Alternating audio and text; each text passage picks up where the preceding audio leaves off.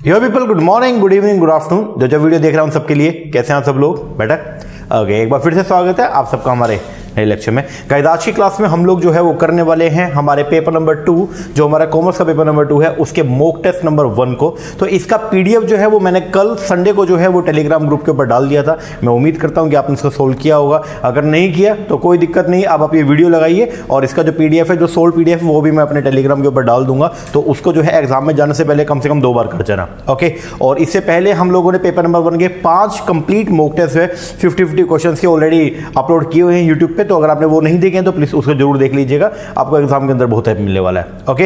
हाँ जी सर, चलो शुरुआत करते हैं। पहला जो क्वेश्चन हमारा पेपर नंबर 2 के मॉक टेस्ट फर्स्ट का था, वो था क्या? पहला question, that is the business refer to all those statement थी, इनमें से बताना कौन सी स्टेटमेंट जो है वो क्या है, करेक्ट है। तो पहला था business refer to all those human activity which are related with the production and distribution of goods and service. तो बोलता है बिजनेस का मतलब आएगा, बिजनेस का मतलब क्या होता है, इसके अंदर आती है वो सारी ह्यूमन एक्टिविटी जो रिलेटेड है किससे, प्रोडक्शन से, distribution of the goods and service. बिल्कुल सही बात है।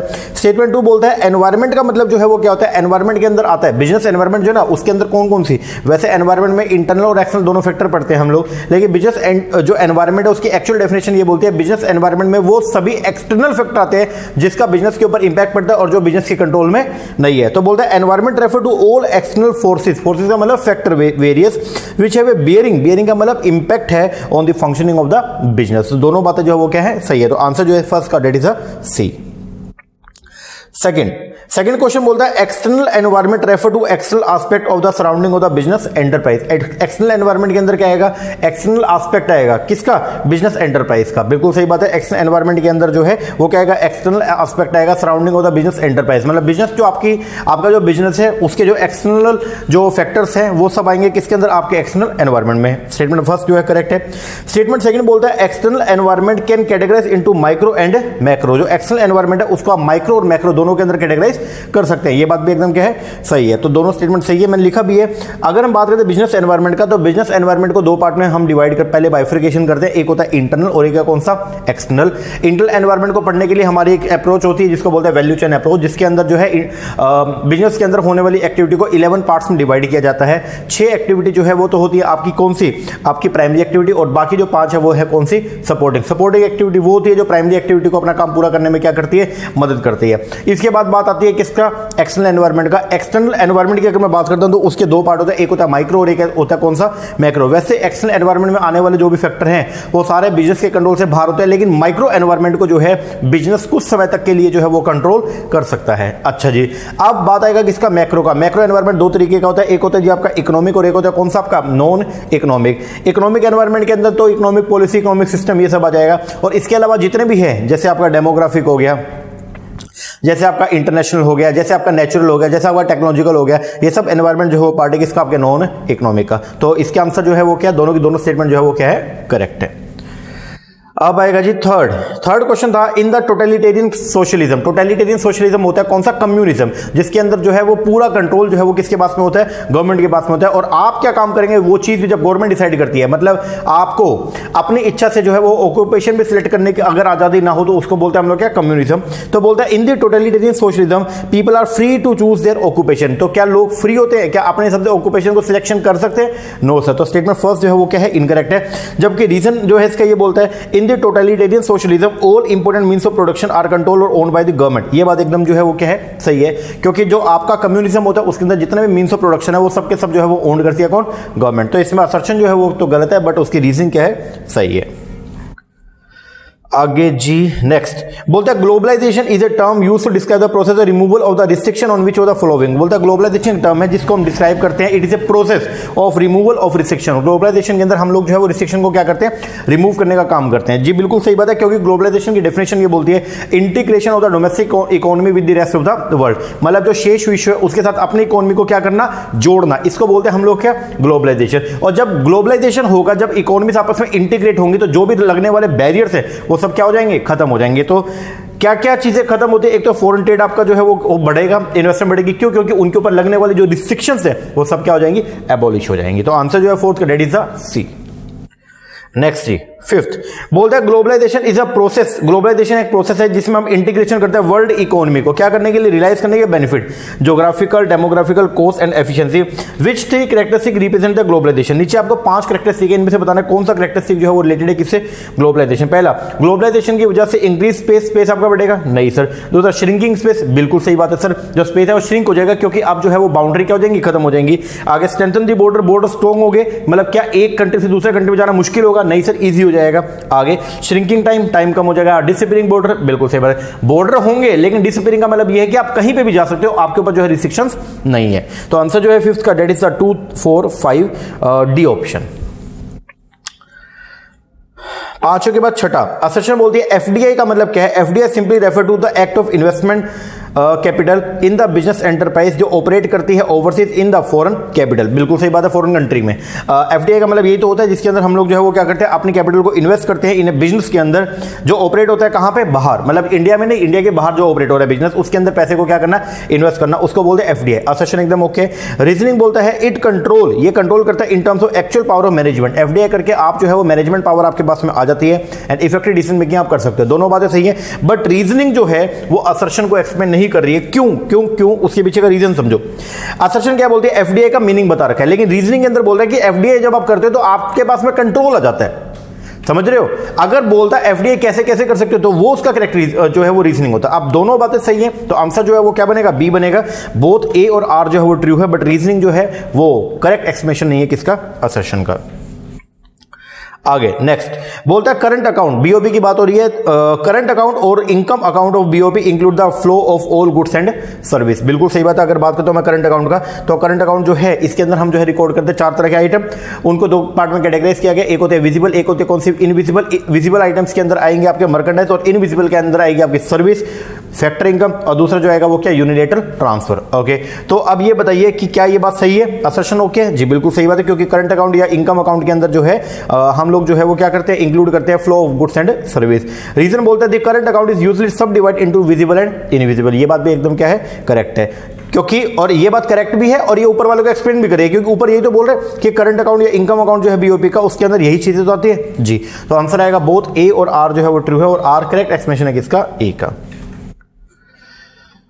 आगे, each country in the IMF, her country जो है आईएमएफ की वो नॉमिनेट करती है किसको, एक अल्टरनेट गवर्नर को जो खास करेगा vote in the absence of the governor. Governor कौन होता है, देखो हर कंट्री से जो है एक नॉमिनेट पर्सन जाएगा वहां पे, जिसको नॉमिनेट किया जाएगा वो होता है अपना फाइनेंस मिनिस्टर। ओके, तो हर कंट्री का फाइनेंस मिनिस्टर जो है वो आईएमएफ के अंदर जाके मेंबर बनता है। लेकिन अगर कभी ऐसा हुआ कि फाइनेंस मिनिस्टर को जरूरी काम आ गया, वो नहीं जा पाया आईएमएफ की मीटिंग के अंदर, तो उसकी जगह पे जो है वो जाएगा कौन, अल्टरनेट गवर्नर। और अल्टरनेट गवर्नर जो है वो कौन होगा, वो होगा जी हमारे आरबीआई, जो भी मॉनेटरी अथॉरिटी है हर कंट्री में अलग अलग सेंट्रल बैंक्स होते हैं, उनका जो गवर्नर है वो जाएगा वहां पे। तो आंसर जो आएगा वो आएगा सी, अल्टरनेट गवर्नर।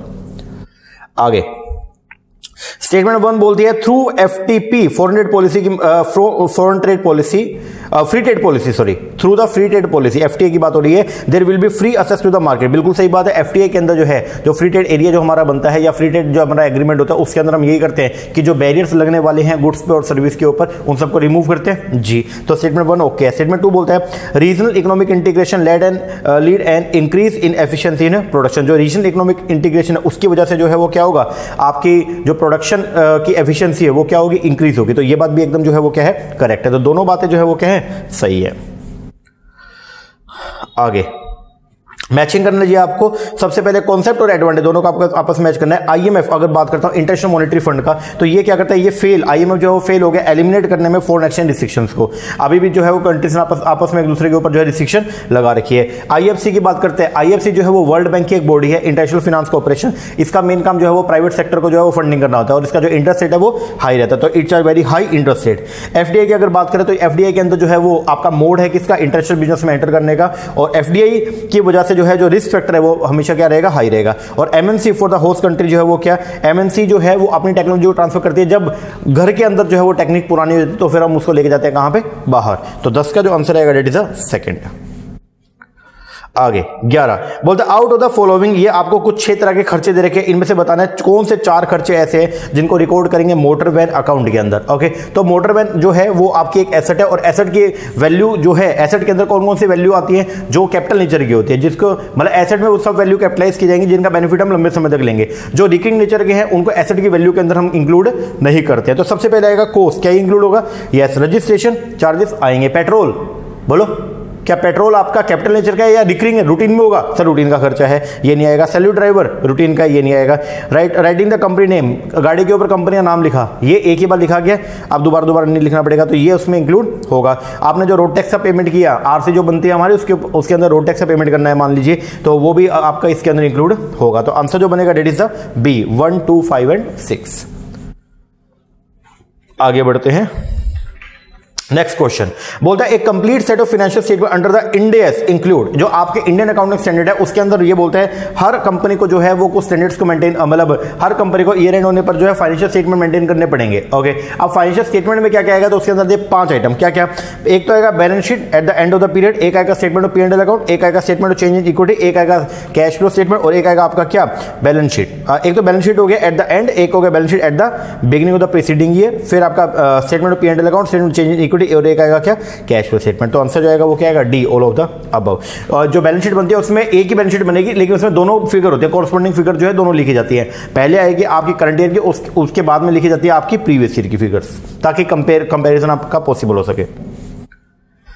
आगे 13th profit and loss on the revaluation is shared among the partner in the old profit ratio. बोला प्रॉफिट और लॉस जो है रीवैल्यूएशन की वजह से जो प्रॉफिट एंड लॉस जो होता है ना, जब कोई पार्टनर एंटर होता है तो उसको जो है वो ओल्ड पार्टनर जो है वो क्या करता है? डिवाइड करता है in the old profit share ratio. ये बात जो है वो एकदम क्या है? सही है। फिर बोलता है करंट अकाउंट जो है पार्टनर का should be open when the capital R fix. बिल्कुल सही बात है, जब पार्टनर की कैपिटल जो फिक्स होती है तो वहां पे 2 तरह के अकाउंट ओपन किए जाते हैं। एक होता है पार्टनर का कैपिटल अकाउंट, तो कैपिटल से रिलेटेड जो भी ट्रीटमेंट है पार्टनर कैपिटल अकाउंट में होगा, और एक बनेगा पार्टनर का करंट अकाउंट। तो जो रूटीन की जो ट्रांजेक्शन है वो सब जो है उनके एंट्री होगी कहां पे? पार्टनर के करंट अकाउंट में। तो आंसर जो आएगा वो क्या आएगा? ए, दोनों स्टेटमेंट सही है। 13 के बाद 14 बोलता है जब एक नया पार्टनर एडमिट होता है with the consent of existing partner, किसकी? सभी पार्टनर की कंसेंट से जो है नया पार्टनर एडमिट होगा। फिर बोलता है increase the liability at the time of retirement is debited to the account. अगर मान लो कभी भी जब एक पार्टनर नया एंटर होता है तो उस टाइम पे अगर लायबिलिटीज इंक्रीज हुई या डिक्रीज हुई या एसेट्स बढ़ी या घटी, तो वो सब उनका जो ट्रीटमेंट वो कहां किया जाता है? रिवैल्यूएशन अकाउंट में। बाइंग एंड सेलिंग जो है वो क्या है? वो एक इंप्लाइड पावर है किसका? पार्टनर्स का। The account of the partner में हैव ए डेबिट और क्रेडिट बैलेंस। कौन सा ऐसा अकाउंट है पार्टनर का जिसका डेबिट या क्रेडिट बैलेंस हो सकता है? सर कैपिटल अकाउंट का जनरली हमेशा बैलेंस जो है वो क्या रहेगा? क्रेडिट रहेगा, लेकिन जो करंट अकाउंट है उसका बैलेंस डेबिट और क्रेडिट दोनों हो सकते हैं। तो 14 का जो आंसर आएगा डी, डी। चलो जी आगे 15 बोलता है ए लिमिटेड ने अलॉट किए 10,000 शेयर टू द एप्लीकेंट 14,000 जिस पर्सन ने 14,000 शेयर जो है वो अप्लाई किए थे उसको 10,000 शेयर मिले हैं, प्रो राटा बेसिस पे जो है अलॉटमेंट किया गया। The amount payable on the application is 2 रुपए जो है वो मंगाए गए थे एप्लीकेशन में। मिस्टर एक्स ने अप्लाई किया 420 शेयर के लिए, तो आपको बताना है कि बताओ कितने नंबर ऑफ शेयर्स का अलॉट किया गया और कितना उसका फालतू पैसा जो एप्लीकेशन पे आ गया था उसको हम एडजस्ट करते हैं कहां पे? अलॉटमेंट में। तो ये आपको जो है वो बताना है। देखो जिन्होंने 14,000 शेयर अप्लाई किए उनको मिले 10,000, जिन्होंने 1 शेयर अप्लाई किया उनको क्या मिला? 10 अपॉन में 14, और जिसने 420 शेयर अप्लाई किया तो उसको मिले कितने? 300 शेयर। कितने मिले? 300। अब 300 शेयर मिले जबकि उसने अप्लाई कितना किया था? 420। तो 120 शेयर जो है उसने एक्स्ट्रा अप्लाई, मतलब उस 120 शेयर वो हो गए जो जिनका पैसा कंपनी के पास में आ गया, लेकिन वो उनके बदले में शेयर नहीं दिए। तो कितना पैसा हो गया? 120 शेयर का 2 रुपए के हिसाब से कितना हो गया? 240 रुपए। तो ये जो है वो जाएगा कहां पे? अलॉटमेंट अकाउंट में। तो आंसर जो है वो क्या? डी। लो जी 15 के बाद आ गया जी आपका नया 16 बोलता है दी डायरेक्टर है कंपनी के जो डायरेक्टर थे उन्होंने 1000 शेयर को जो है वो क्या किया? फॉरफिट किया। 10 रुपए का एक शेयर था, लेकिन उसमें 7.5 रुपए ही अभी तक जो है वो आए हुए थे। क्योंकि 2.5 रुपए जो है वो उसके ऊपर नहीं आए। 700 ऑफ दी शेयर आर री इन्वेस्टेड 7 रुपए, उनमें से 700 शेयर को जो है वो 7 रुपए में री इन्वेस्ट कर दिया। आपको बताना है कि बताइए कितना पैसा जो है कैपिटल अकाउंट के अंदर जाएगा। देखिए कैपिटल रिजर्व में जाएगा। कैपिटल रिजर्व अकाउंट के अंदर सिर्फ वही पैसा जाता है, ध्यान से सुनिएगा, कैपिटल रिजर्व के अंदर सिर्फ वही पैसा जाता है जो शेयर हमने फॉरफिट करके क्या कर दिए? री इशू कर दिए। तो आपने कितने री इशू करे? 700। ओके, अब 700 शेयर में कितना रुपया आपके पास में आया? सर 7 रुपए के हिसाब से है, तो आपने डिस्काउंट कितना दिया? 3 रुपए। पहले इन 700 शेयर के ऊपर कितना आया हुआ था? सर हमको जो है वो 7.5 रुपए मिले हुए थे। 7.5 में से 3 रुपए आपने यूज कर लिया, तो बाकी बचा कितना? 4.5। तो 4.5 आपका मुनाफा और 4.5 जाएगा आपके कहां पे? Capital reserve. तो 4.5 इंटू में 700 करूंगा तो 3150 रुपए जाएगा कहां पे? आपके कैपिटल रिजर्व अकाउंट में। और अगर पूछे कि शेयर फॉरफिचर में कितना पड़ा है तो वो 300 शेयर जो ओनली फॉरफिटेड है वो पैसा पड़ा है अभी कहां पे, शेयर फॉरफीचर। तो कितना हो गया 300 इंटू में 7.5, तो वो पड़ा है अभी कहां पे आपका, फॉरफीचर अकाउंट में। चलो जी आगे नेक्स्ट बोलता है टारगेट कॉस्टिंग। हम टारगेट कॉस्टिंग करते हैं जिसके अंदर हमारे पास में पहले ही जो है वो क्या आता है, सेल प्राइस आ जाता है, मतलब अपने पास जो है टारगेट प्राइस आ जाएगा, उसके बेस पर अपने को देखना होता है कि हम जो है वो कितने पैसे के अंदर अपने को जो है सामान बनाना होता है। ओके, तो बोलते हैं टारगेट कॉस्टिंग हेल्प करता है मिनिमाइज करने में cost of the new product, बिल्कुल ओके। स्टेटमेंट सेकंड बोलते हैं टारगेट प्राइस का मतलब कि टारगेट प्राइस कैसे बनता है, टारगेट प्राइस बनेगा आपका सेल प्राइस प्लस में डिजायर्ड। जैसे मान लीजिए अगर टारगेट प्राइस का मतलब जो सेल प्राइस आपका प्लस में डिजायर्ड प्रॉफिट, इसको जोड़ देंगे तो क्या बनेगा आपका टारगेट प्राइस बनेगा। एक मिनट रुको, टारगेट कॉस्टिंग हेल्प करता है, इसको थोड़ा सही कर लेना भाई, ये थोड़ा सा, ये टारगेट प्राइस नहीं है, ये है टारगेट कॉस्ट। ओके, और टारगेट कॉस्ट कैसे बनती है, टारगेट कॉस्ट जो है वो बनेगी सेल प्राइस में से माइनस करो डिजायर्ड प्रॉफिट। 100 रुपए में मैं सामान बेचना चाहता हूं, 10 रुपए 100 रुपए मेरा प्राइस आ गया, ठीक है, जिसके ऊपर मैं सामान जो है वो क्या कर सकता हूं, सेल कर सकता हूं। मैंने मार्केट से स्टडी किया कि मेरा सामान कितने बिकते थे 100 रुपए में, और मैं चाहता हूं इसके ऊपर कम से कम 15 रुपए में कमाऊं, तो मेरी टारगेट कॉस्टिंग क्या है 85, तो टारगेट कॉस्ट है ये, ठीक है ना। तो 85 के अंदर मुझे सामान हर हाल में जो है वो बनाना पड़ेगा अगर मैं 15 रुपए उस पैसे उस शेयर के ऊपर उस कमोडिटी के ऊपर जो है वो कमाना चाहता हूं। तो इसमें थोड़ा सही कर लेना, टारगेट कॉस्टिंग, टारगेट कॉस्ट जो है वो किसके बराबर होती है, सेल प्राइस माइनस में डिजायर्ड प्रॉफिट। चलो जी आगे नेक्स्ट क्वेश्चन बोलते हैं पीवी रेशियो, जो प्रॉफिट वॉल्यूम रेशियो है वो consider to be the best indicator of the profitability of the business. बिल्कुल सही बात है, अगर आपने एक बिजनेस की प्रॉफिटेबिलिटी को चेक करना हो तो आप चेक कीजिए उसका पीवी रेशियो, बिल्कुल सही बात है। फिर बोलते हैं द प्रॉफिट वॉल्यूम रेशियो, जो पीवी रेशियो इंप्रूव होगा it will result in better profit. अगर पीवी रेशियो बढ़ेगा तो आपका जो प्रॉफिट है वो भी क्या होगा, बढ़ेगा। दोनों बातें एकदम सही है, और रीजनिंग जो है वो करेक्टली असर्शन को एक्सप्लेन भी कर रहा है, क्योंकि पीवी रेशियो जो है वो बेस्ट इंडिकेटर है। आप पीवी रेशियो अगर बढ़ेगा तो आपका प्रॉफिट भी जो है वो क्या होगा, बढ़ेगा। तो आंसर जो आएगा 18 का वो क्या आएगा, ए। 18 के बाद 19, which of the following statement is are true, इनमें से कौन से स्टेटमेंट जो है वो ट्रू है। पहला, audit can be done by any person, क्या कोई भी पर्सन ऑडिट कर सकता है, सर ऑडिट वही, पहली बात तो ऑडिट करेगा इंडिपेंडेंट पर्सन, और दूसरी बात ऑडिट वो करेगा जो सीए होगा और या उसके पास में जो है वो क्या होगा, सीए एंड सीओपी, सीओपी उसके पास में जो है वो होना चाहिए। दूसरा, कोई फर्म भी एलएलपी जो है वो भी ऑडिट कर सकती है, लेकिन बशर्ते ये कि एलएलपी जो है उसके सारे पार्टनर जो होंगे वो सारे के सारे जो है वो क्या होने चाहिए, सी होने चाहिए, और वो करंटली जो है वो वर्किंग के अंदर होने चाहिए। तो audit can be done by any person, गलत हो गया। दूसरा, ऑडिटिंग अगर आप करवाते तो क्या वो गारंटी है, नहीं सर वो गारंटी नहीं है। ऑडिटर अपना ओनली ऑडिट रिपोर्ट के ऊपर क्या देता है, ओनली अपना ओपिनियन देता है, तो ऑडिटिंग जो है वो गारंटी नहीं है 100% करेक्टनेस का, तो दोनों बातें गलत है। तीसरा, फिर बोलता है error can be detected and prevented from auditing, ये बात एकदम सही है, क्योंकि अगर जो एरर्स होते हैं ना उनको, अगर जब आप खातों को ऑडिट करवाते हो तो आपको पता चलता है कि कहां पे अकाउंटिंग जो आपके फाइनेंशियल स्टेटमेंट उनमें कहां पे दिक्कत है, तो आप उनको जो है वो दूर कर सकते हो। फिर बोलता है auditing is the examination of books of accounts, ये बात भी एकदम जो है वो सही है, तो आंसर आएगा क्या 3 और 4 दोनों स्टेटमेंट जो है वो क्या है, करेक्ट है, सी। आगे, if the auditor does not find any irregularity और फेलेसी, अगर ऑडिटर जो है वो कोई भी इरेगुलरिटी या फेलेसी का मतलब जो है कोई भी गलती अगर नहीं पाता है, ठीक है, and about which there are no complaint, then तो वो कौन सी ऑडिट रिपोर्ट जो है वो क्या करेगा, इशू करेगा। तो ऑडिटर जो है फिर जो है वो क्लीन ऑडिट रिपोर्ट जो है वो क्या करेगा, सबमिट करेगा, और अगर कोई गलती पाई जाएगी तो वो कौन सी देगा, क्वालिफाइड देगा। आगे 21, the various degree of the price elasticity of demand can be shown on the single demand कर के ऊपर, एक ही डिमांड कर के ऊपर जो है आप अलग अलग डिग्री जो है ऑफ इलास्टिसिटी शो करते हैं, तो किस मेथड में होता है, वो आपका ज्योमेट्रिकल मेथड। आगे, demand curve are perfectly elastic, demand curve जो है वो क्या है जी आपका परफेक्टली इलास्टिक, एक minute, demand curve for perfectly elastic demand is the vertical straight line, तो वर्टिकल जो परफेक्टली इलास्टिक होती है उसका वर्टिकल स्ट्रेट लाइन है, नहीं सर उसकी जो है वो कैसे होती है, हॉरिजॉन्टल लाइन होती है, ऐसा होता है ये, तो स्टेटमेंट जो असर्शन जो है वो क्या हो गया, गलत हो गया। दूसरा, perfectly elastic demand is express elasticity is equal to 0, sir ये परफेक्टली इनइलास्टिक बात होती है, परफेक्टली जो इलास्टिक होती है वहां पे इलास्टिसिटी जो है वो किसके बराबर होती है, इन्फिनिटी के बराबर होती है, तो मतलब यहां पे जो है वो क्या दोनों की दोनों स्टेटमेंट क्या है, रॉन्ग है, इसलिए आंसर क्या आ गया, ई। चलो जी आगे नेक्स्ट, मैचिंग करना है आपको। बोलता है क्रॉस डिमांड का मतलब जो है वो क्या है, cross demand is a change in the quantity demand of the given commodity in the response of. Cross demand के अंदर हम लोग जो है वो ये देखते हैं कि एक एक्स कमोडिटी के डिमांड के ऊपर क्या इंपैक्ट पड़ेगा अगर वाई कमोडिटी के प्राइस में क्या होगा, चेंज होगा, तो वहां पे उसको मैच किया गया, change in the price of the another commodity. दूसरा, the elasticity of demand for the product will be higher, elasticity जो है वो हायर कब होगी, जब आपके पास उसी सामान के ज्यादा सब्सिट्यूट अवेलेबल होंगे, तो अगर आप थोड़ा सा भी बढ़ा दोगे तो लोग जो है वो दूसरे सामान को परचेज करना क्या कर देंगे, स्टार्ट कर देंगे। आगे लो ऑफ डिमांड क्या इंडिकेट करता है सर? लो ऑफ डिमांड ये बताएगा, ये रिलेशनशिप बताएगा between the price of the commodity and the quantity demanded. आगे लो ऑफ डिमांड क्या बोलता है? लो ऑफ डिमांड बोलेगा जब प्राइस जो है वो फॉल होता है तो डिमांड आपकी क्या होती है? राइज होती है। तो आंसर जो आएगा इसका 22 का डेट इज द ए। चलो जी आगे 24 को जो है मैचिंग करना, लिस्ट दे रही है, लिस्ट 1 लिस्ट 2। पहला नॉर्मल डिमांड कर जो है वो कैसा होता है? नॉर्मल डिमांड कर आपका डाउनवर्ड शिफ्टिंग होता है, डाउनवर्ड टू द राइट है। इनकम कंजम्पशन कर्व की अगर बात करते हैं, इनकम कंजम्पशन कर्व जो है वो ये बताएगा कि इनकम के बढ़ने पर कंजम्पशन बढ़ता है। ये कैसा होगा? अपवर्ड टू द राइट होगा, वो इस तरीके से बढ़ेगा आपका। दूसरा इन इलास्टिक डिमांड कर जो है वो कैसा रहेगा? वर्टिकल रहेगा। और cross elasticity of demand between two perfect substitute will be, वो कैसी होगी? इन्फिनिटी होती है। तो 24 का जो आंसर आएगा वो क्या आएगा? ए। 24 के बाद है जी 25। The term optimum allocation on the consumer expenditure on various goods and service is use in, वो कहां पे यूज होता है? वेरियस गुड्स की जब बात आ जाए ना कंज्यूमर सरप्लस के अंदर, एक से ज्यादा कमोडिटी का, तो वो जनरली आएगा कहां पे? Law of equi marginal utility. क्योंकि law of equi marginal utility ये बोलता है कि एक कंज्यूमर जो है वो अपने गिवन अमाउंट को जो है दो कमोडिटी के ऊपर इस तरीके से खर्च करेगा।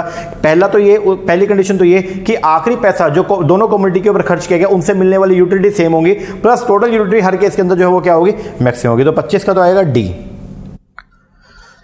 आगे असर्शन दिया, बोलता है एमयू बोलता है marginal utility tends to decline as consumption of the commodity increase. जैसे जैसे आप एक ही गुड्स की मोर एंड मोर कमोडिटी को कंज्यूम करेंगे, वैसे वैसे हर एडिशनल यूनिट से मिलने वाली यूटिलिटी कम उतरेगी, तो मार्जिनल यूटिलिटी क्या उतरेगी? कम। तो असर्शन एकदम सही है। रीजनिंग बोलता है एवरी सक्सेसिव यूनिट जो होगी कमोडिटी की, it offer less and less satisfaction. जो भी सक्सेसिव यूनिट, जो भी अगली यूनिट होगी कमोडिटी की, वो कम हर एक्स्ट्रा यूनिट जो है वो कम सेटिस्फेक्शन जो है वो आपको देती रहेगी। तो ये बात भी एकदम क्या है? सही है। और रीजनिंग जो है करेक्टली इसको एक्सप्लेन भी कर रही है, क्योंकि ऊपर ये तो बोल रहा है कि जैसे जैसे एक ही कमोडिटी के मोर एंड मोर यूनिट्स को आप कंज्यूम करोगे तो क्या होगा?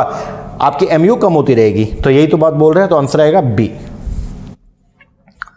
आगे 27 बोलता है TU total utility will be maximum होगी when MU to the price of the respective product are equal. TU जो है मैक्सिमम कहां पे होगा? इक्विलिब्रियम के कंडीशन के अंदर टीयू जो है वो क्या होता है? मैक्सिमम होता है जब, और कंडीशन क्या होती है? MU X upon MU Y is equal to price X upon में प्राइस वाई। तो ये तो आपको मैंने बता दिया।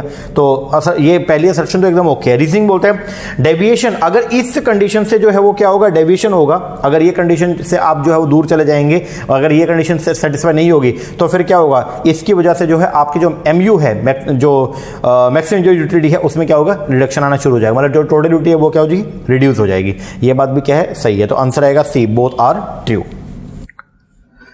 आगे 28 बोलता था king demand curve model of oligopoly assume that the price elasticity of demand. अब ये बताओ किंग की जो डिमांड कर्व होता है, किंग डिमांड कर्व, ठीक है, ओलिगोपोली का, वो क्या एज्यूम करता है? वो ये एज्यूम करता है कि प्राइस इलास्टिसिटी ऑफ डिमांड जो है वो क्या होगा? अगर आप ओलिगोपोली के अंदर हमारा जो डिमांड कर्व बनता है ना, वो कुछ इस नेचर का बनता है, आपने देखा होगा, ये कुछ ऐसा होता है, ऐसा। ऊपर का पोर्शन जो है वो मोर इलास्टिक डिमांड कर्व को इंडिकेट करता है, नीचे का जो पोर्शन है वो लेस इलास्टिक डिमांड कर्व को इंडिकेट करता है। ओलिगोपोली के अंदर हमने ना एक असम्पशन लेके चलता है कि अगर कल को मान लीजिए हमने जो है वो क्या कर दिया? प्राइस बढ़ा दिया, तो बाकी प्राइस को नहीं बढ़ाएंगे तो डिमांड हमारी ज्यादा इलास्टिक हो जाएगी। और दूसरी कंडीशन थी कि अगर हमने प्राइस को कम कर दिया तो बाकी भी कम कर देंगे। इससे होगा क्या? हमारी डिमांड, हमारे प्राइस को कम करने का हमने ये सोच के किया था कि हम अगर प्राइस कम करेंगे हमारी डिमांड बढ़ेगी, बट बाकियों ने भी कम कर दिया, तो अब हमारा सामान जो उनके इक्वल है अभी भी, मतलब सस्ता नहीं हुआ, तो उस केस में आपकी डिमांड के ऊपर ज्यादा फर्क नहीं आएगा। तो यहां पे यही बोलता है कि the kinky demand curve model जो है ओलिगोपोली का, ये अज्यूम करते हैं द प्राइस इलास्टिसिटी डिमांड जो है in response to the price increase होगी is more than the elasticity of demand in response to the price decrease. जब आप प्राइस को बढ़ाते हैं तो आपकी जो इलास्टिसिटी है वो क्या होगी? ज्यादा होगी। और जब आप प्राइस को कम करेंगे तो इलास्टिसिटी क्या रहेगी? कम रहेगी। तो 28 का हो गया ए। 28 के बाद 29 बोलता है assertion under the automatic mechanism of demand and supply. Automatic mechanism कौन सा होता है? जो आपका मार्केट मूवमेंट के बेस पर जो है होता है, मार्केट मैकेनिज्म जो बोलते हैं ना, जिसको डिमांड और सप्लाई के बेस पर, उसको बोलते हैं हम लोग क्या?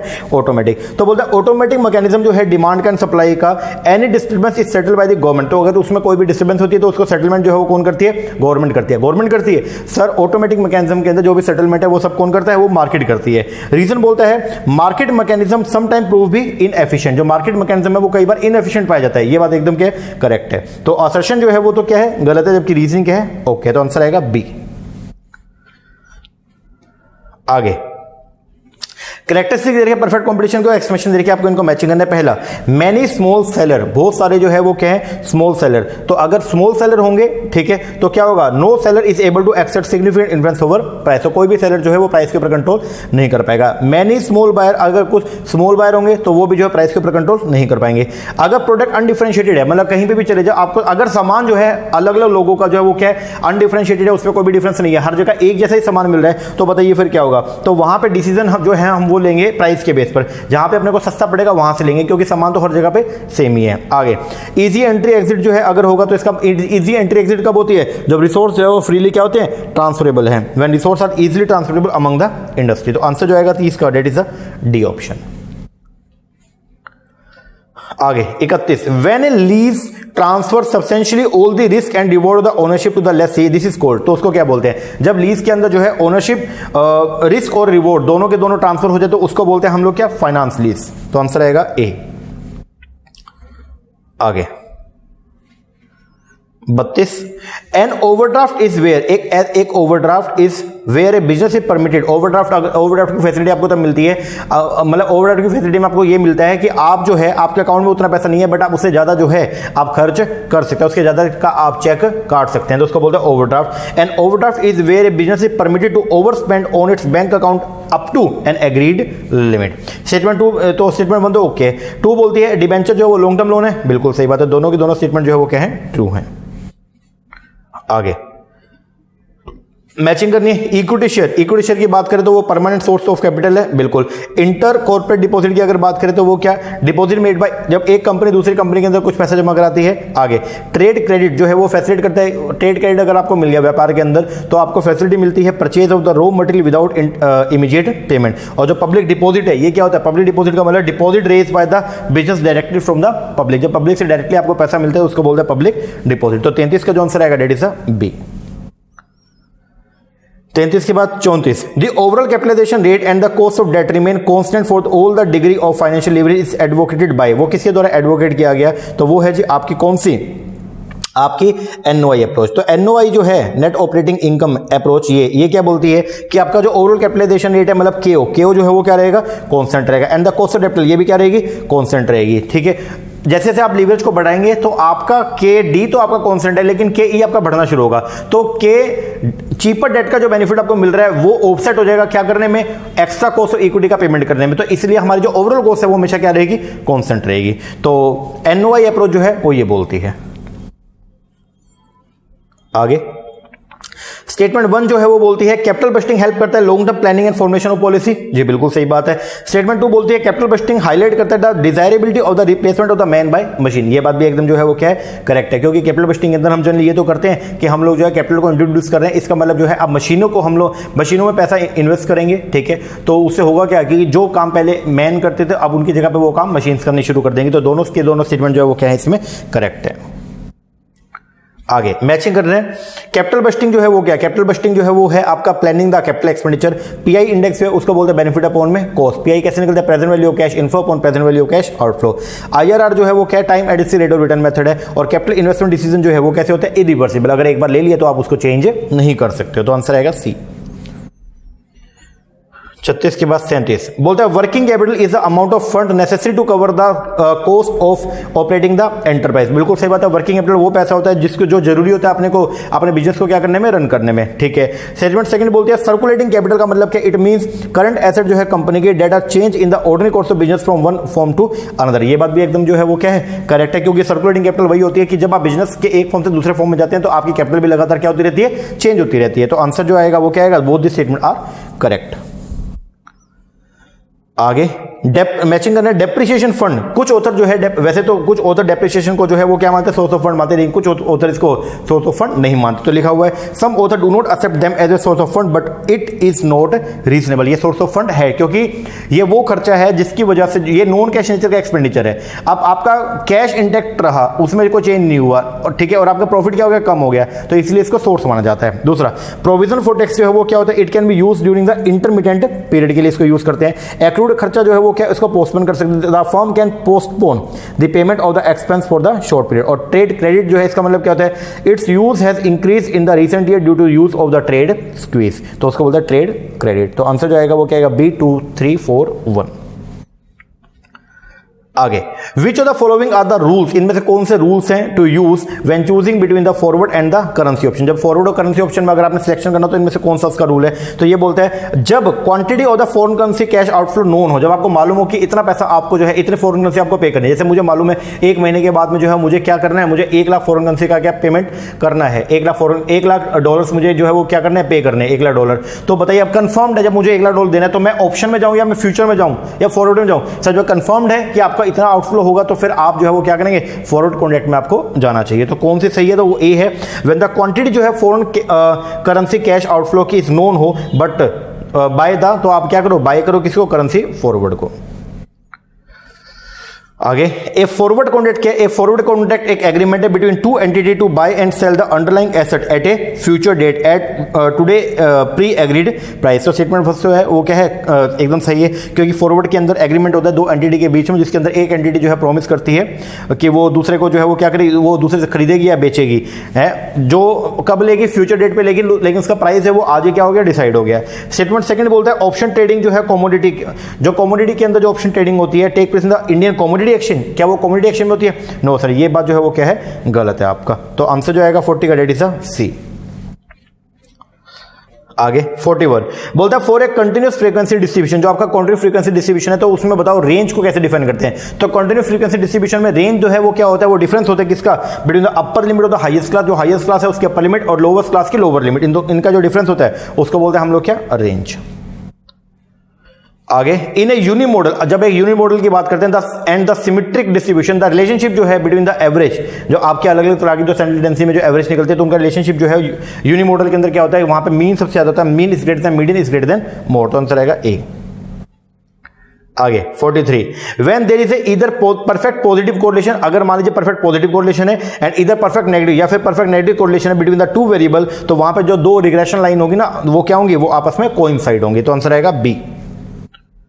आगे, मैचिंग करना चाहिए आपको। परफेक्ट पॉजिटिव कोरिलेशन क्या होता है, जब दोनों वेरिएबल सेम डायरेक्शन के अंदर मूव करते हैं उसको बोलते हैं आप लोग क्या, positive. When movement of the variable take place in the same direction. Multiple कौन सा होता है, जब दो या दो से ज्यादा वेरिएबल आर इन्वॉल्व होते हैं and they are to be study in relation to the their relationship with any other variable, तो उसको बोलते हैं मल्टीपल। लीनियर क्या होता है, व्हेन रेशियो जो है, रेशियो ऑफ चेंज जो है वो क्या है, यूनिफॉर्म है, एक जैसा ही आपका जो है वो चेंज हो रहा है मान लीजिए। और पार्शियल क्या होता है, जब रिलेशनशिप आप दो वेरिएबल के बीच में स्टडी करते हैं जिसमें दूसरे को जो है दूसरे के इंपैक्ट को एलिमिनेट कर देते हैं, तो उसको बोलते हैं आप लोग क्या, पार्शियल।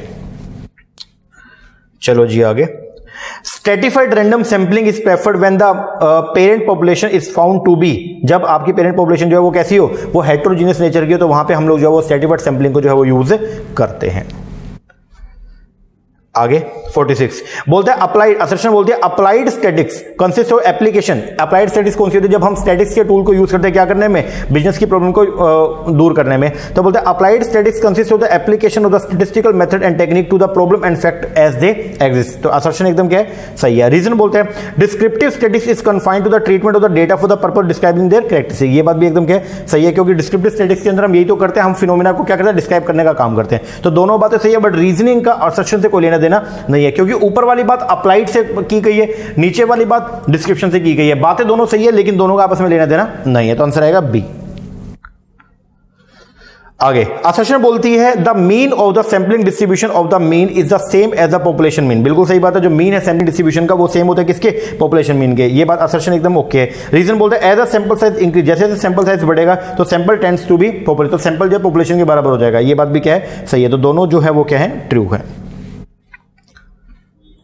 आगे मैचिंग करने चाहिए आपको स्टैटिस्टिकल मेथड। अगर बात करते हैं स्टैटिस्टिकल मेथड का, तो स्टैटिस्टिकल मेथड टेक्निक होती है जिनको यूज करते हैं for collection, summarisation, analysis, comparison, classification and interpretation the huge and complex numerical data के लिए। आगे ब्रांच ऑफ स्टैटिस्टिक्स जो है वो क्या होती है, इंडक्टिव एंड डिस्क्रिप्टिव हो सकती है। अच्छा, जी नेचर स्टैटिस्टिक्स कैसा होता है, साइंस से आर्ट। फर्स्ट यूजर जो थे स्टैटिस्टिक्स के वो कौन थे, फ्लेमलेट। तो आंसर आएगा 1 2 3 4 फर्स्ट।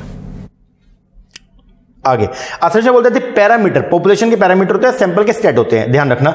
द पैरामीटर जो है of the normal distribution are the mean and the variance. तो ये बात जो है वो एकदम क्या है, ट्रू है। मीन जो है वो डिफाइन करता है पीकनेस, कि पीकनेस जो जहां पे पीक होगा ना वहां पे आपका क्या होता है, मीन होता है। तो पीक कहां पे होगा, नॉर्मल डिस्ट्रीब्यूशन का मीन के ऊपर होगा। ओके, तो बोलते हैं मीन जो है वो डिफाइन करता है किसको, पीकनेस को। जबकि जो बात करूं वेरिएंस, तो वो डिफाइन करता है किसको, आपके स्प्रेड। तो जो स्प्रेडनेस है उसको डिफाइन कौन करता है, वेरिएंस करता है। तो आंसर जो आएगा वो क्या आएगा, दोनों की दोनों स्टेटमेंट क्या है, ट्रू है।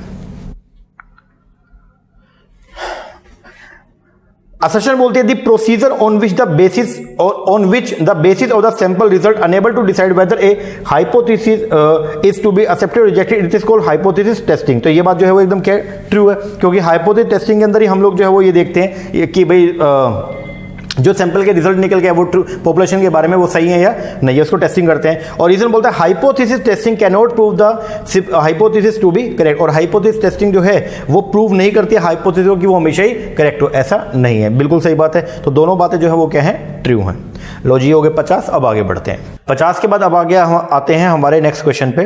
क्वेश्चन नंबर 51 जो है वो क्या बोलता है, फ्यूल के प्रिंसिपल है और उनके एग्जांपल देके इनको आपस में मैचिंग करना है। यूनिटी ऑफ कमांड, देखो दो चीजें होती है, एक होता है यूनिट ऑफ कमांड, एक है यूनिट ऑफ डायरेक्शन। बच्चा वहां पे कंफ्यूज होता है। यूनिटी ऑफ कमांड तो ये बोलता है कि एक इंडिविजुअल एम्प्लॉय को जो है वो एक टाइम पर एक ही पर्सन से, एक ही उसके सुपीरियर से जो है वो कमांड मिलनी चाहिए। और यूनिटी ऑफ डायरेक्शन जो है वो बात करता है ग्रुप का, वो बोलता है कि एक जैसा काम करने वाले जो लोग हैं ना उनका एक ही गोल होना चाहिए। ठीक है, तो उनको डायरेक्शन देने वाला एक ही बॉस होना चाहिए और उनका एक ही गोल होना चाहिए। ठीक है, अगर उनकी सारी काम करने वाली जो एक्टिविटीज है वो क्या है, सिमिलर है। तो ठीक है ना, तो जहां पे यूनिट ऑफ कमांड है तो वहां पे सिंगल इंडिविजुअल की बात हो रही है और यूनिटी ऑफ डायरेक्शन के अंदर जो है वो ग्रुप की बात होती है। चलो, यूनिटी ऑफ कमांड जो वो क्या बोलता है, ये बोलता है a worker is asked by the foreman to increase quantity but marketing management want to improve quality. तो वर्कर को बोला गया तो वो है यूनिटी ऑफ कमांड।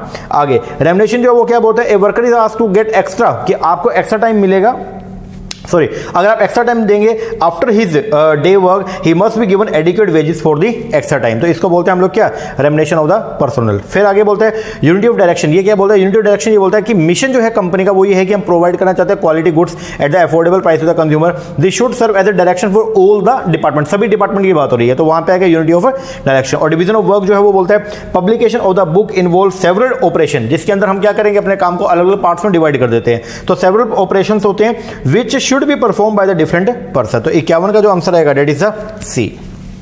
आगे 51 के बाद 52 फेयोल के प्रिंसिपल है, इसको मैचिंग करना है। एस्पिरिट द कॉज जो है ये किसकी बात करता है, ये बोलता है कि यूनिटी होनी चाहिए among the personal can be accomplished through proper communication and coordination. Stability of tenure जो है ये क्या बोलता है, ये बोलता है अगर इस स्टेबिलिटी ऑफ टेन्योर के प्रिंसिपल को फॉलो किया worker will feel secure and show higher productivity. अगर उनको ये लगेगा कि हमको जल्दी नहीं हटाया जाएगा। ऑर्डर जो है वो क्या बोलता है कि हर एक चीज है वो अपने स्थान पे होनी चाहिए। Fayol said that there should be a place for everything and everyone. और स्केलर चेंज प्रिंसिपल जो वो क्या बोलते हैं, it establish the channel through which communication will pass। तो आंसर जो आएगा 52 का डेट इज द सी। आगे 53 organisation development was found to be believe that using the behaviour science. अगर आप बिहेवियर साइंस मेथड को यूज करते हो to increase the collaborative problem solving, अगर आप प्रॉब्लम सॉल्व करने के लिए बिहेवियर साइंस मेथड को यूज करते हो तो उससे क्या होगा, उससे आपके ऑर्गेनाइजेशन की जो इफेक्टिवनेस है वो क्या हो जाएगी, इंक्रीज हो जाएगी। तो 53 का ए। आगे 54 क्या बोलता है, डिविजनल स्ट्रक्चर। डिविजनल स्ट्रक्चर जो है वो क्या, कि ईच डिवीजन जो है वो मल्टीफंक्शनल है। फंक्शनल स्ट्रक्चर जो है वो किसकी बात करेगा, कि ग्रुप सिमिलर और related jobs together. Formal structure कैसा, जिसमें ऑफिशियल रिलेशनशिप देखने को मिलता है। और इनफॉर्मल कैसा, ईच जहां पे फ्रेंडली रिलेशनशिप एग्जिस्ट करता है उसको बोलते हैं इनफॉर्मल। तो 54 का आंसर आएगा बी। 54 के बाद 55 बोलता है मोटिवेशन एक यूनिवर्सल मैनेजरियल फंक्शन है। मोटिवेशन जो है यूनिवर्सल मैनेजरियल फंक्शन है, बिल्कुल सही बात है, हर जगह देखने को मिलेगा। फिर बोलता है motivation is use at every level of organisation, ये बात भी एकदम सही है और रीजनिंग करेक्टली असर्शन को एक्सप्लेन भी कर रहा है। तो आंसर आएगा ए। आगे मैचिंग करनी है जी आपको। फिजियोलॉजिकल नीड जो है वो जरूरी होती है किसके लिए, survival and maintenance of the human life के लिए। सिक्योरिटी नीड जरूरी है किसके लिए, for provide protection from the physical and emotional harm के लिए। एस्टीम नीड जरूरी है किसके लिए, for satisfaction of which leads to self confidence and prestige. और सेल्फ एक्चुअलाइजेशन नीड जो है वो जरूरी है becoming what a person is capable of becoming. एक पर्सन जो बनना चाहता है अगर वो बन जाए तो उसको बोलते हैं सेल्फ एक्चुअलाइजेशन। तो 56 का जो आंसर आएगा इट इज सी। आगे 57 dash is employed to develop a situation, एक ऐसी सिचुएशन को क्या करना, डेवलप करना that is close to reality, जो बिल्कुल रियलिटी की जैसी हो, जहां पे पीपल लर्न करें बाय डूइंग थिंग्स, उसको बोलते हैं हम लोग क्या, सिमुलेशन मेथड। ए। आगे 58 बोलते हैं training is required at different level, training जो है वो अलग अलग लेवल पे जरूरी है, namely for unskilled worker, semi skilled workers, skilled worker, office staff, supervisor staff and manager, सबके लिए जो है वो ट्रेनिंग की है जरूरत है। बिल्कुल सही बात है। फिर बोलते हैं semi skilled worker are selected amongst the unskilled, semi skilled worker को सिलेक्ट किया जाएगा अनस्किल्ड वर्कर से ही। अनस्किल्ड वर्कर में से कुछ ऐसे लोग होंगे जो अपने आप को कन्वर्ट करते हैं हैंडलिंग ऑफ द मशीन, तो उनको बोल देंगे हम सेमी स्किल्ड है। उसके बाद ये बात भी सही है। फिर बोलते हैं management training has become essential activity every firm, बिल्कुल सही बात है, हर फर्म के लिए जरूरी है कि वो ट्रेनिंग प्रोवाइड करे। और फिर बोलते हैं training programme should not be periodically evaluate, ऐसा है क्या सर, ट्रेनिंग प्रोग्राम को टाइम टू टाइम पे इवैल्यूएशन करते रहना चाहिए ताकि पता तो चले कि ट्रेनिंग जो हम अपने एम्प्लॉइज को प्रोवाइड करवा रहे हैं क्या उसका बेनिफिट हो भी रहा है या नहीं हो रहा। तो ये स्टेटमेंट जो वो क्या है, गलत हो गई है। तो आंसर जो आएगा वो क्या, वो आएगा बी, 1 2 3। आगे वेज बोर्ड्स बनाए जाते हैं are set up by the government of India for the fixation revision of the wage. जो गवर्नमेंट एम्प्लॉइज है तो उनके वेजेस को इंक्रीमेंट करना है मान लीजिए, तो उसके लिए जो है वो कमीशन बनाए जाते हैं, उसको बोलते हैं वेज बोर्ड। ठीक है जी, ये बात एकदम सही है। फिर बोलते हैं wage board are not governed by any legislation, बिल्कुल सही बात है, वेज बोर्ड के लिए अलग से कोई भी कानून नहीं बना हुआ है, but are appointed on the ad hoc, बल्कि ये एड होक बेसिस पे बनाए जाते हैं। जब ये अपना रिकमेंडेशन दे देंगे तो उसके बाद ये जो वेज बोर्ड है वो एबोलिश हो जाते हैं। तो आंसर आएगा क्या, दोनों की दोनों स्टेटमेंट क्या है, ट्रू है। लेकिन रीजन एक्सप्लेनेटरी नहीं है असर्शन का, क्यों, क्योंकि ऊपर क्या बोला है, गवर्नमेंट सेटअप करेगी रिवीजन के लिए, लेकिन बी में बोल रहे हैं कि ये इसके लिए कोई लेजिस्लेशन, बातें दोनों सही है लेकिन नीचे वाली बात जो ऊपर वाले का कोई एक्सप्लेनेशन नहीं है। आगे मैचिंग करना है जी। मिनिमम वेज क्या है, वो वेज जो सफिशिएंट होता है किसके लिए, सस्टेन एंड प्रिजर्व करने के लिए efficiency of the worker and to provide him basic amenity. Fair wage जो है वो क्या है, वेज अबव द मिनिमम, जो मिनिमम वेज से ऊपर होता है उसको बोलते हैं fair wage, but below the living wage. Living wage जो है वो कौन सा होता है, wage which grow in line with the growth of the national economy. और जो वेज स्ट्रक्चर है वो क्या है, इट कंसिस्ट ऑफ वेरियस पे scale showing range of the pay with in each grade. तो 60 का जो आंसर आएगा डेट इज बी। आगे 61 on which of the following bank, किस इनमें से कौन से बैंक में तो आरबीआई जो है वो डिपेंड करता है। तो आरबीआई जो है वो अपनी पॉलिसी बनाता है कंट्री के अंदर मॉनेटरी मनी को कंट्रोल करने के लिए, ठीक है ना। तो जो आपका मनी सप्लाई है उसको कंट्रोल करने के लिए आरबीआई पॉलिसी बनाएगा। तो आरबीआई के द्वारा जो पॉलिसी बनाएगी मॉनेटरी पॉलिसी, उसको एडहेयर कौन करता है, वो किसके लिए होती है, तो मॉनेटरी पॉलिसी जो बनाई जाती है किसके लिए, बेसिकली कमर्शियल बैंक्स के लिए। तो उसको जो फॉलो करता है वो कौन करता है, कमर्शियल बैंक। तो मॉनेटरी पॉलिसी होता है आरबीआई, जिससे कंट्री के क्रेडिट कंट्रोल होता है उसे फॉलो कमर्शियल बैंक करते हैं। तो इसीलिए आरबीआई जो है वो डिपेंड करता है किसके ऊपर, आपके कमर्शियल बैंक पे। आगे बोलता है ड्यूरिंग द डिप्रेशन, जब डिप्रेशन का पीरियड चल रहा है, इट इज एडवाइजेबल, तो बैंक के लिए एडवाइजेबल है। जब डिप्रेशन है इसका मतलब डिमांड कम है, तो वहां पे क्या करें, वहां पे बैंक को बोला जाता है कि आप एक काम करो, क्रेडिट के फ्लो को बढ़ाओ, मतलब लोगों तक पैसा पहुंचाओ ताकि लोगों की परचेजिंग पावर बढ़े और डिमांड बढ़े। तो बोलता है during the depression it is advisable to lower the bank rate and purchase the security in the open market, ताकि लोगों की परचेजिंग पावर इंक्रीज हो और डिमांड बढ़े, ताकि डिप्रेशन का पीरियड खत्म हो जाए। तो आंसर आएगा ए।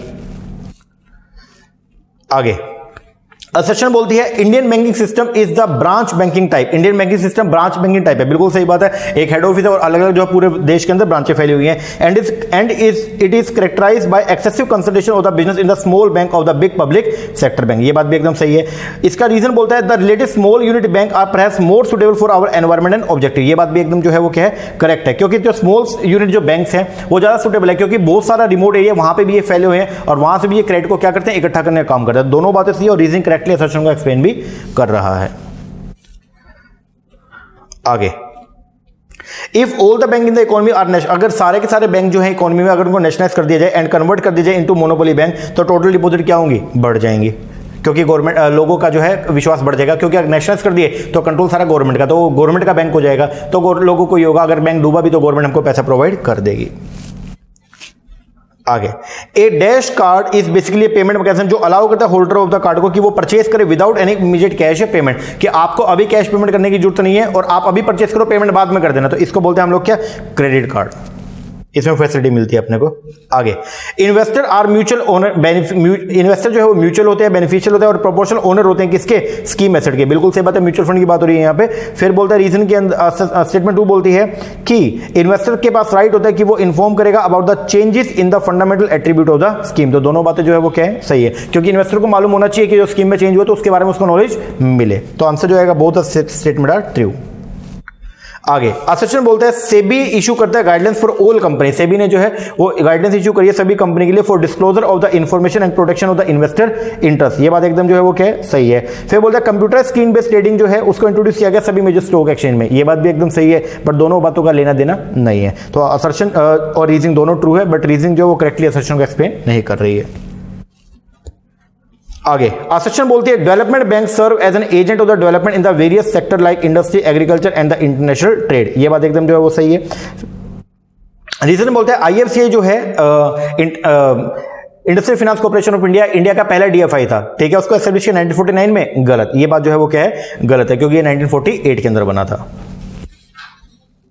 आगे एसोसिएशन बोलते हैं all the mutual fund must get registered with the SEBI, जितने भी म्यूचुअल फंड है वो सब सेबी के अंडर जो है रजिस्टर्ड होने चाहिए। बिल्कुल, सेबी रेगुलेटरी बॉडी है म्यूचुअल फंड का, बिल्कुल, क्योंकि सेबी ने जो है वो म्यूचुअल फंड के लिए रेगुलेशन, म्यूचुअल फंड रेगुलेशन 1996 है वो सेबी ने इशू किया हुआ है। तो जितने भी म्यूचुअल फंड है उन सबको रेगुलेट करने की जिम्मेदारी वो किसको दे रखी है, सेबी को। दोनों बातें सही है और रीजनिंग करेक्टली सेक्शन को एक्सप्लेन भी कर रही है। आगे a single policy covering a group of individual usually employ of the same company और member of the same association and their dependent is called, उसको क्या बोलते हैं, एक ऐसा आपने सिंगल पॉलिसी ली जिसमें सभी ग्रुप ऑफ इंडिविजुअल को कवर कर दिया, उसको बोलते हैं ग्रुप इंश्योरेंस।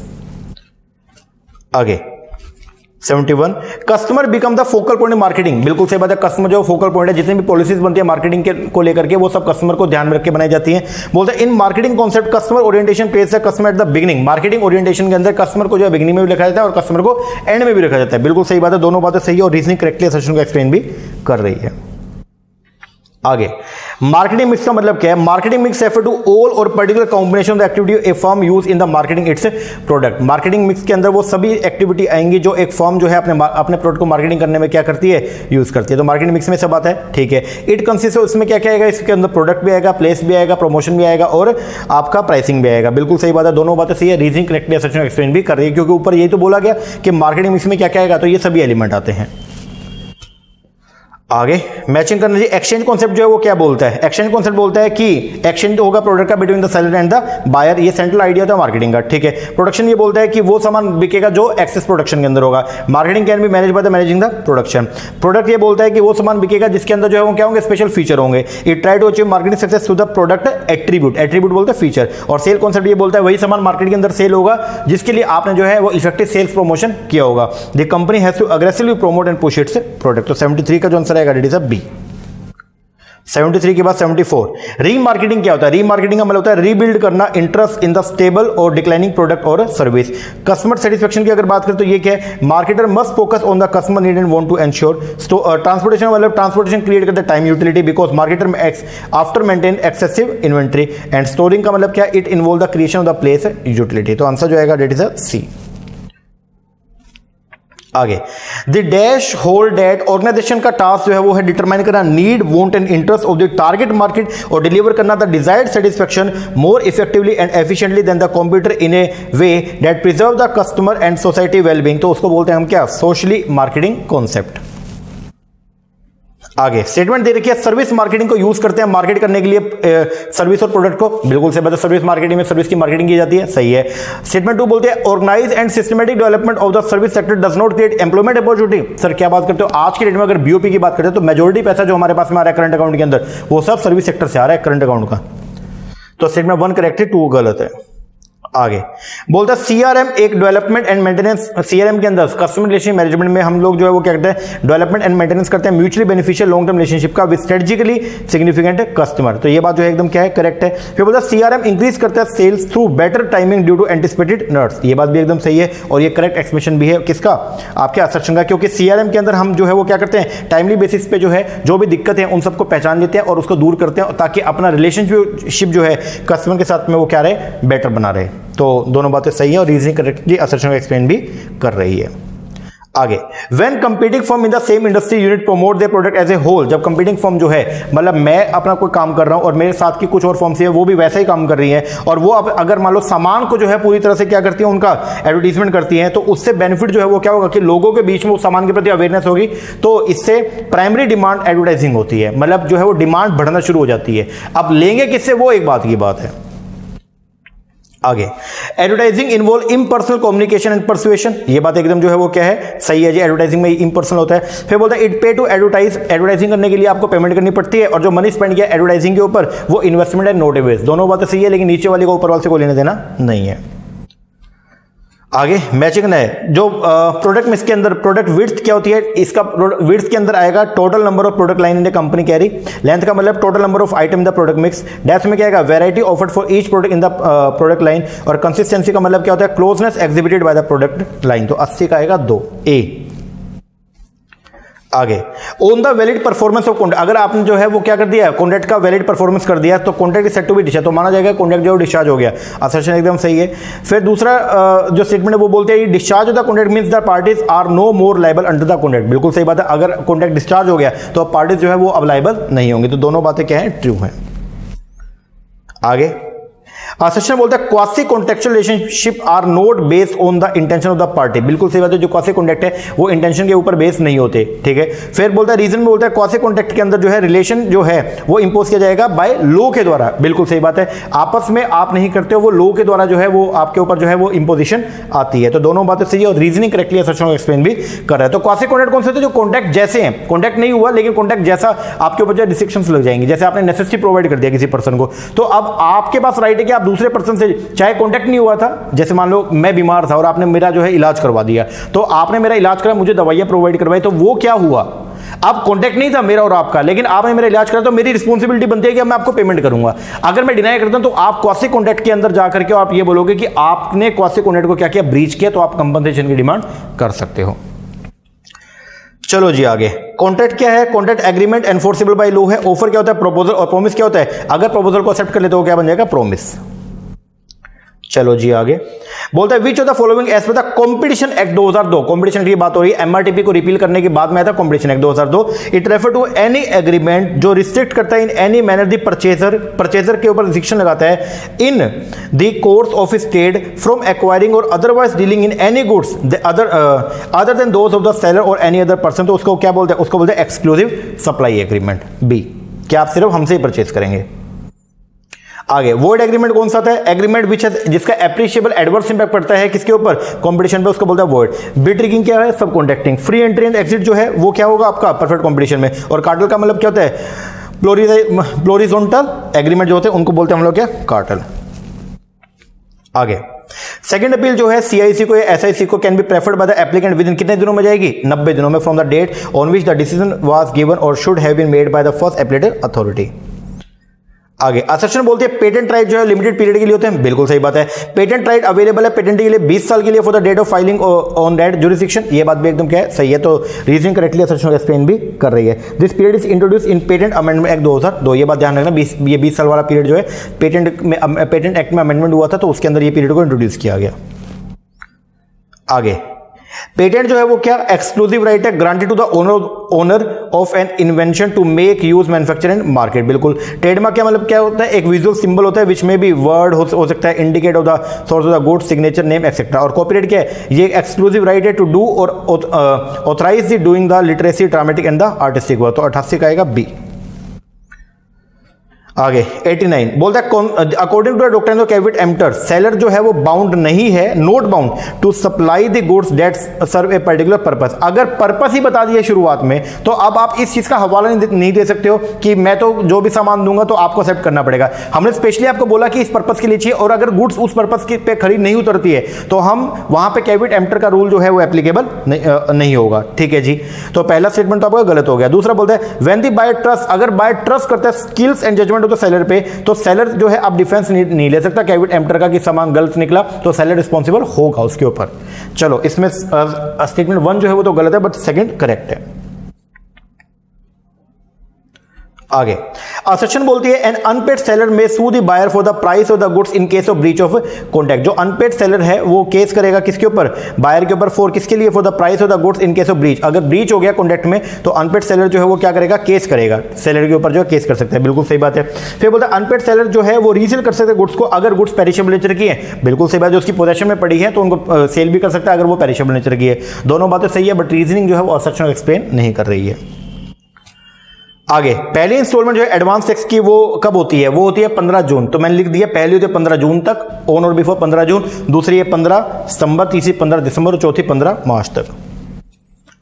आगे, कैपिटल रिसीप्ट जो है वो एग्जेम्प्ट होती है टैक्स से unless they are expressly taxable. जब तक ना बोले तो कैपिटल रिसीप्ट जो भी हमेशा क्या होगी, एग्जेम्प्ट होगी, और रेवेन्यू रिसीप्ट हमेशा टैक्सेबल होगी जब तक ना बोला जाए। तो बोथ द स्टेटमेंट करेक्ट। आगे, amount of the tax deducted should be report, जो भी पैसा आपने काटा टीडीएस के नाम का, जो पैसा आपने जो पेमेंट से पहले काट लिया था उसको आपको जमा कराना पड़ेगा गवर्नमेंट की ट्रेजरी में with in a time limit, okay है। फिर बोलता है फॉर्म 16 और 16A को प्रिपेयर किया जैसे विदाउट वैलिड पैन नंबर, गलत सर, पैन नंबर तो होना चाहिए तभी तो आप टैक्स काटोगे उनका जी, तो रीजनिंग गलत है। आगे बोलते हैं assessee can pay his tax on the basis self assessment, बिल्कुल सही बात है, हम जो पेमेंट करते हैं वो सेल्फ असेसमेंट के बेस पर करते हैं। रीजन बोलता है ओनली 2 से 3% रिटर्न जो है are went for scrutiny for the detail checking of the self assessment return. तो दोनों बातें एकदम जो है वो क्या है, करेक्ट है, both A and R true है, और आर जो करेक्ट एक्सप्लेनेशन है किसका, असर्शन का। आगे 95 बोलता है deduction in respect of income of the cooperative society, अगर डिडक्शन जो मिली आपको in respect of income of cooperative society तो वो कितनी होती है, 100% of the profit, but in some cases जो है वो 50,000 या 1 लाख रुपए तक लिमिट होती है। Reduction in respect of the royalty, royalty की कितनी होती है, 100% ऑफ द सच इनकम या 3 लाख विच इज लेस।